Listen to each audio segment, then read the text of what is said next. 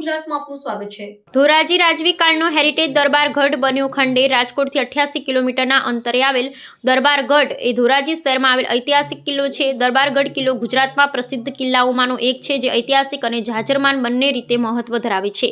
ધોરાજી 18મી સદી દરમિયાન જૂનાગઢ રાજ્યમાંથી ગોંડલ રાજ્યના કુંભાજી દ્વારા હસ્તગત કરવામાં આવ્યું હતું। મુલાકાત લેવા માટેના સૌથી રસપ્રદ સ્થળોમાં ધોરાજીનો દરબારગઢ શહેરના સૌથી ઊંચા સ્થાને આવેલ છે ને દરબારી બારીની નજીક આવેલ દરબારગઢ ઝરોખાથી શણગારવામાં આવેલ એક સુંદર દરવાજો છે, જે અલગ અલગ મુદ્રામાં 4 હાથીની મૂર્તિઓના ક્રોસ પર આરામ કરે છે।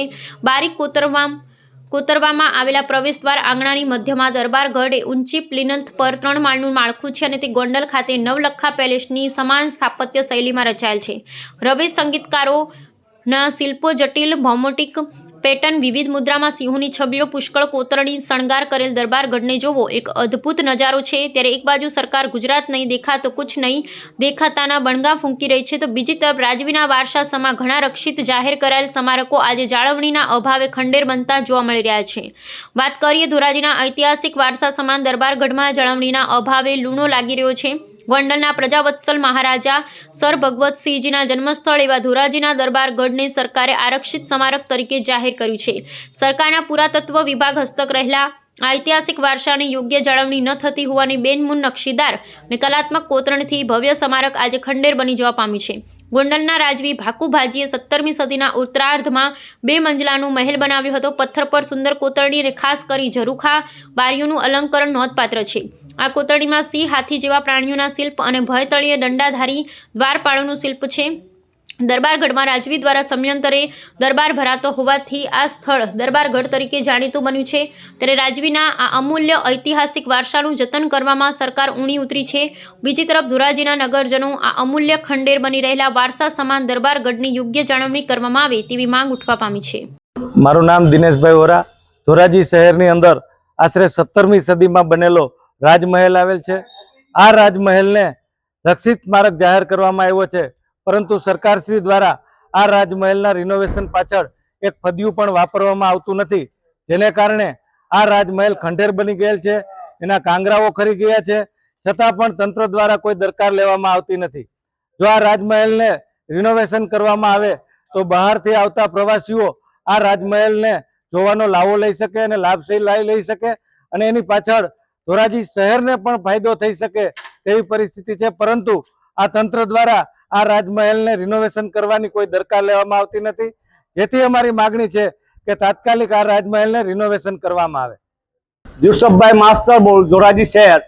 હું અત્યારે હું જૂના દરબારગઢ જે 17મી સદીનો આવેલો છે તેમાં ઊભો છું, અને અત્યારે જે જગ્યાએ ઊભો છું એની પાછળના ભાગે રાણીમહેલ કહેવાય છે, જે સમયમાં રાણીમહેલ તરીકે ઓળખાતો હતો। અને પુરાતત્વ ખાતા કે કોઈ પણ સરકાર તંત્ર કે સરકારી કોઈ પણ, આજ તમે હું કેમેરાવાળાને રિક્વેસ્ટ કરું છું કે ઉપરની રાણીમહેલની છત દેખાડવામાં આવે, કે જે રાણીમહેલની છત પણ આજે સાવ તૂટી અને કરડભૂસ થઈ ગયેલ છે, અને રાણીમહેલની બાજુમાં હેઠેના ભાગમાં જે દરવાજો નાના એ પણ આજે તૂટીને ભાંગીને ક્યાં ગયા છે કોઈ ખબર નથી। આ સરકાર કે આ તંત્ર આપણું જે ભૂતકાળનું સોનું આપણી પાસે છે, જે રાજા સાહેબના વખતે આપણને મૂકી ગયા છે, એ સોનું સાચવવામાં નિષ્ફળ ગઈ છે। તો હું એને રિક્વેસ્ટ કરું છું કે પુરાતત્વ ખાતાને આ વસ્તુ સોંપવામાં આવેલ છે તો એની યોગ્ય ખરાઈ કરી અને એનું જીર્ણોદ્ધાર કરવામાં આવે, અને એનું લાભ સમગ્ર ધોરાજીની જનતાને મળશે। અને બહારથી જો વિદેશના યાત્રીઓ છે, જે અમુક યાત્રીઓ છે વિદેશના, એ શોખીન હોય છે જૂની ઇમારતોને જોવાના, તો એ પણ આવશે, તો એનો પણ લાભ આપણને ધોરાજીની અંદરમાં મળશે, ધોરાજીની જનતાને મળશે, ધોરાજીના વેપારી ભાઈઓને પણ લાભ આનો મળશે। અને આજે તમે આ દરબારગઢની અંદરમાં રાણીમહેલ નામનો જે વિસ્તાર છે, રાણીમહેલને અત્યારે ખંડેર મહેલ કરી નાખવામાં આવેલ છે, પરંતુ પુરાતત્વ ખાતા તરફથી કે તંત્ર તરફથી કોઈ પણ દરકાર કરવામાં આવેલ નથી, અને ક્યારેય પણ કોઈ પુરાતત્વ ખાતું કે સરકારી કે કોઈ પણ તંત્ર અહીંયા કોઈ પણ પ્રકારની ખરાઈ કરવા આવતું નથી। અને આપણી પાસે જે સોનું મૂકી ગયા છે આપણા રાજા સાહેબો, આપણા પૂર્વજો, એ આજે સોનું આપણે ખોઈ બેસી, જો આનો જીર્ણોદ્ધાર કરવામાં નહીં આવે તો હું સરકારને તેમજ તંત્રને રિક્વેસ્ટ અને પુરાતત્વને ખાસ રિક્વેસ્ટ કરું છું કે તેઓ આ જગ્યાની મુલાકાત લઈ અને આપણી પાસે જે જૂનું સોનું છે એ સોનાને પાછો જીર્ણોદ્ધાર કરી અને આ જનતાને લાભ આપે એવી મારી રિક્વેસ્ટ છે।